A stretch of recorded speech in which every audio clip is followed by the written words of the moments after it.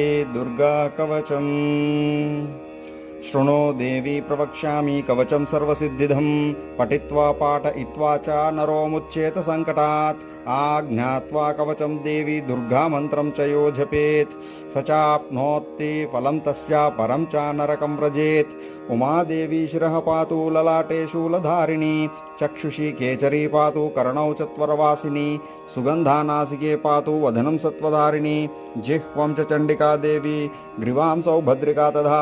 अशोकवासिनी चेतो द्वौ बाहु वज्रधारिणी हृदयं ललिता देवी उदरं सिंहवाहिनी कटिं भगवती देवी द्वावूरुविन्द्यवासिनी